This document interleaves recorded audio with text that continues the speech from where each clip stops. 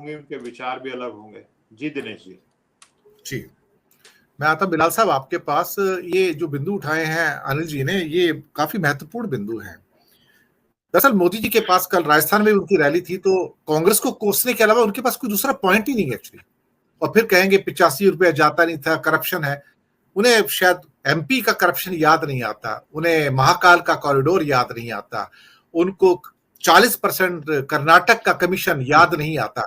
शायद उन्हें अपनी बातें बोलने की आदत नहीं है, और बहुत सारी चीजें ऐसी हो रही हैं जिसके द्वारा वो शायद तिलमिलाए हुए हैं, घबराए हुए हैं, बौखलाहट है उनके चेहरे के ऊपर।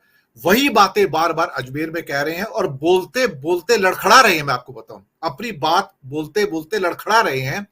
कहीं ना कहीं बात को उतने स्पष्ट ढंग से नहीं कह पा रहे हैं।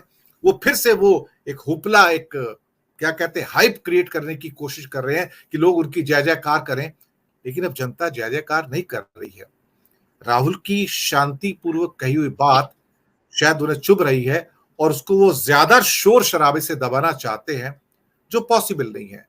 जो इंटेलेक्चुअल बातें होती हैं, बुद्धिमत्ता की जो बातें होती हैं, उसके सामने सड़क का शोर दब जाता है।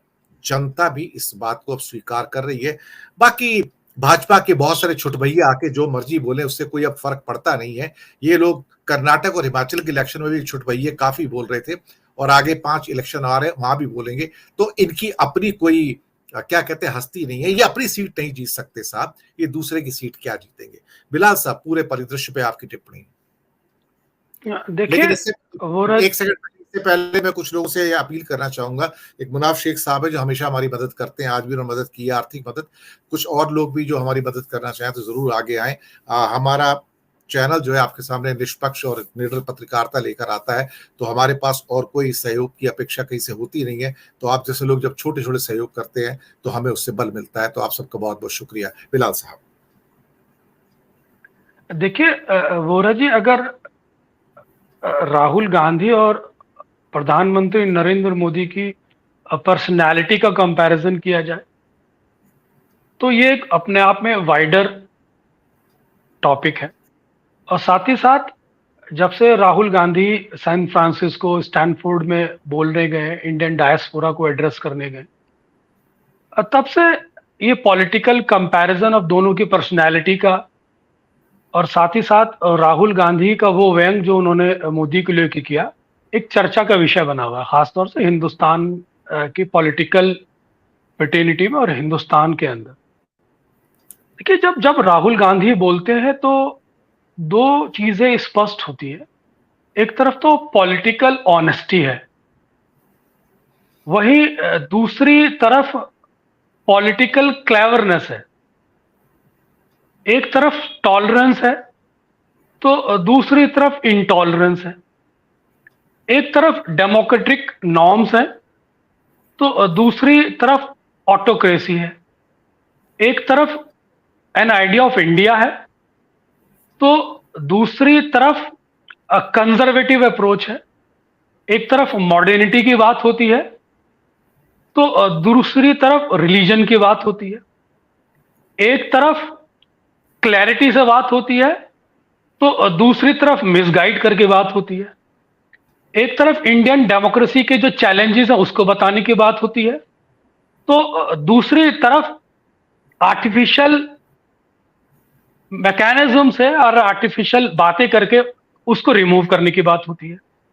एक तरफ बहुत ही शालीनता से अपनी बात को संवाद स्थापित करने की बात होती है, तो दूसरी तरफ अपने विचारों को थोपने की बात होती है।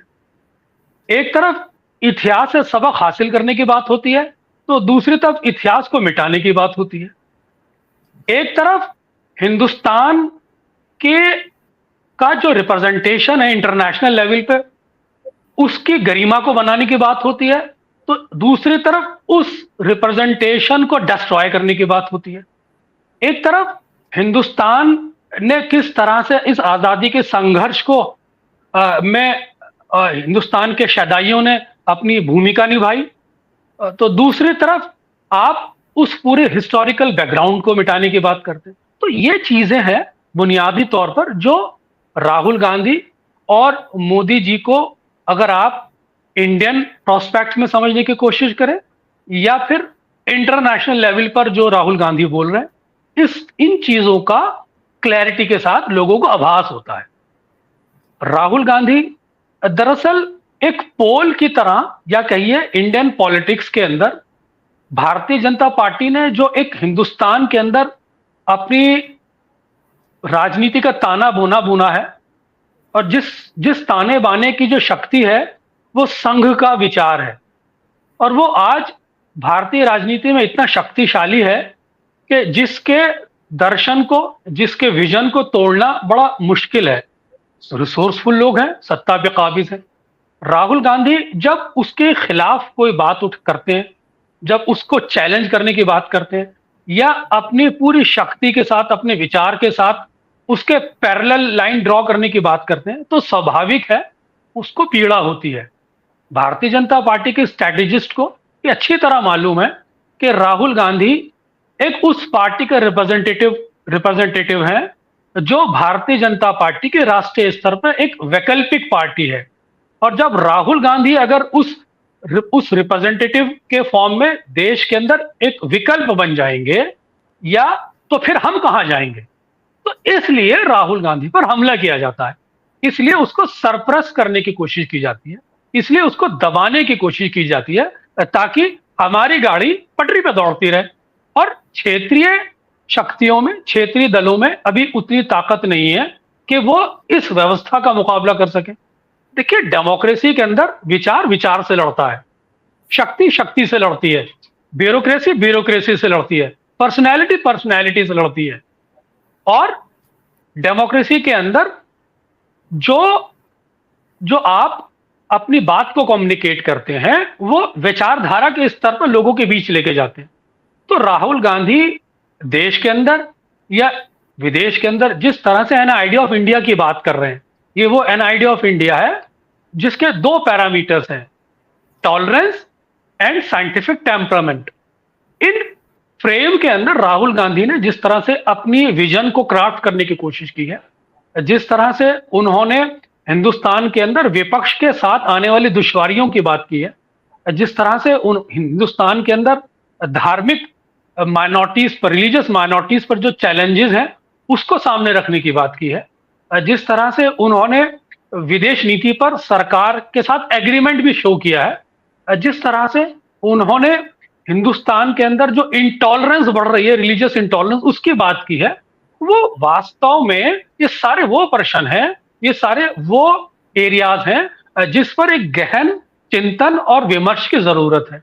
राहुल गांधी अपने विचारों से देश की जनता को यही जागरूक करना चाहते हैं, यही उनकी कोशिश है, ताकि एन आइडिया ऑफ इंडिया के विचार से देश की जनता जागरूक हो और फिर उसी स्वर्णिम भारत का निर्माण हो जिसकी बात हमारे पुरखे करते हैं। बिल्कुल।